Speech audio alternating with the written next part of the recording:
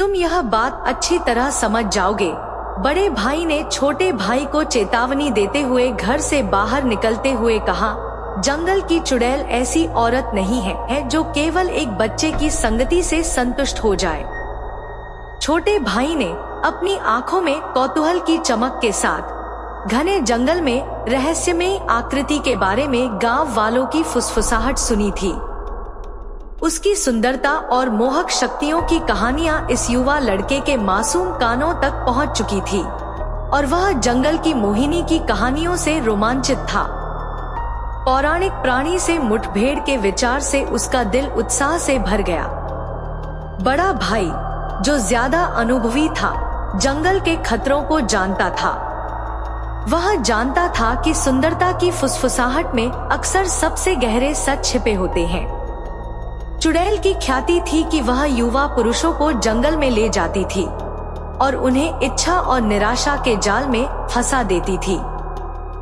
फिर भी उसे अपने छोटे भाई को सच्चाई बतानी पड़ी। उम्मीद थी कि यह उसे उसकी मूर्खतापूर्ण खोज से रोक देगा। अरण्यदाई के नाम से मशहूर इस चुड़ैल के बारे में कहा जाता था कि वह सबसे मीठे फूल से भी ज्यादा आकर्षक थी और चांद की चमक से भी ज्यादा रहस्यमयी थी। उसकी आंखें जंगल की गहराई जितनी ही आकर्षक थी और उसकी आवाज रात के जीवों की सिम्फनी जितनी ही मंत्रमुग्ध करने वाली थी। उसकी खूबसूरती एक हथियार थी जिसे वह अपने शिकार को फंसाने के लिए सटीकता से इस्तेमाल करती थी। एक भाग्यशाली शाम, जिज्ञासा की पुकार का विरोध न कर पाने के कारण छोटा भाई जंगल में चला गया। वह पेड़ों के पर्दे के बीच से आगे बढ़ा। प्रत्येक शाखा एक चेतावनी फुसफुसा रही थी जिसे उसने अनदेखा कर दिया। पत्तियों के बीच में वह विदेशी फूलों की खुशबू का पीछा करता हुआ आगे बढ़ा जो उसे अलौकिक रोशनी से नहाए हुए एक खुले स्थान की ओर ले जा रही थी। इस समाशोधन के हृदय में वह प्रकट हुई। अरण्यदाई। उसकी आंखों में एक शरारत थी जो डरावनी और आकर्षक दोनों थी। उसकी मुस्कान ने उन रहस्यों का वादा किया जो वास्तविकता के ताने बाने को उजागर कर सकते थे। उसने उसे अपने करीब बुलाया। उसकी आवाज एक रेशमी मोहिनी का गीत थी जो उसकी आत्मा के भीतर गूंजती हुई प्रतीत हुई। लड़का, जो अब एक जवान आदमी बन चुका था, उसकी ओर ऐसे खिंचा चला आ रहा था जैसे पतंगा आग की ओर खिंचा चला आता है। वह उसके काले जादू की शक्ति को महसूस कर सकता था। उसकी गूंज उसके आसपास की हवा में गूंज रही थी। फिर भी वह भागा नहीं। इसके बजाय उसने खुद को उसकी ओर बढ़ते हुए पाया। उसका दिल उसकी छाती में धड़क रहा था। तुम मुझे क्यों खोज रहे हो? उसने पूछा। उसकी आंखें उसकी तलाश कर रही थी। वह लड़खड़ाते हुए बोल रहा था, उस जिज्ञासा को समझाने की कोशिश कर रहा था जो उसे उसके दरवाजे तक ले आई थी।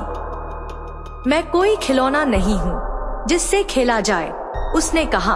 उसका स्वर कठोर था, फिर भी उसमें मनोरंजन की झलक थी। मैं प्रकृति की एक शक्ति हूँ जो सम्मान और भय दोनों की मांग करती है। लेकिन युवक आसानी से विचलित नहीं हुआ। उसने प्रेम और जुनून की फुसफुसाहटें सुनी थी जो उसके आलिंगन के साथ होने वाली थी। वह उसके द्वारा पेश किए गए वर्जित फल का स्वाद लेने के लिए सब कुछ जोखिम में डालने को तैयार था। अरण्यदाई ने उसकी आंखों में तड़प देखी और उस पर दया आ गई। ठीक है, उसने कहा, तुम मेरे साथ एक रात बिता सकते हो, लेकिन याद रखना, हर काम का एक परिणाम होता है। उसके बाद की रात जुनून और शक्ति का बवंडर थी, छाया और इच्छा का नृत्य। फिर भी जैसे ही चांद अपने चरम पर पहुंचा, युवक को अपने शरीर में ठंडक महसूस हुई। उसे एहसास हुआ कि वह जो प्यार महसूस कर रहा था वह महज एक भ्रम था, अंधेरे जादू की एक चाल। जब भोर हुई तो अरण्यदाई चली गई। उसकी जगह एक मुरझाई हुई बुढ़िया लेटी थी। उसकी खूबसूरती बस एक याद बनकर रह गई थी। युवक के पास प्रेम की अतृप्त भूख बची थी। ऐसी भूख जो एक साधारण मनुष्य कभी नहीं मिटा सकता। बड़े भाई ने पूरी रात अपने भाई के लौटने का इंतजार किया। जब उसने छोटे भाई की आंखों में खौफनाक भाव देखा तो उसे पता चल गया कि चुड़ैल ने एक और शिकार कर लिया है। मैंने तुमसे कहा था, उसने गंभीरता से कहा।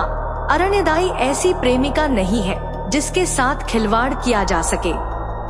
युवक ने सिर हिलाया। उसकी मुलाकात की सच्चाई उसकी आत्मा में अंकित हो गई। उसने जंगल की मोहिनी की बाहों में प्यार की तलाश की थी और उसे केवल खालीपन मिला था। उसने कसम खाई कि वह इसके बारे में फिर कभी बात नहीं करेगा और अपनी मूर्खता का बोझ अपने साथ बाकी दिनों तक ढोता रहेगा। गांव वाले जंगल में खूबसूरत चुड़ैल के बारे में कानाफूसी करते रहे, लेकिन अब एक नई कहानी सुनाने की बारी थी। एक ऐसे युवक की कहानी जिसने वासना के रसातल में झांककर जीवन भर पछताया। और इस तरह अरण्यदाई की कहानी बढ़ती गई, जो उन सभी लोगों के लिए एक चेतावनी की कहानी बन गई जिन्होंने प्यार की तलाश की, जहां यह केवल बर्बादी की ओर ले जा सकता था।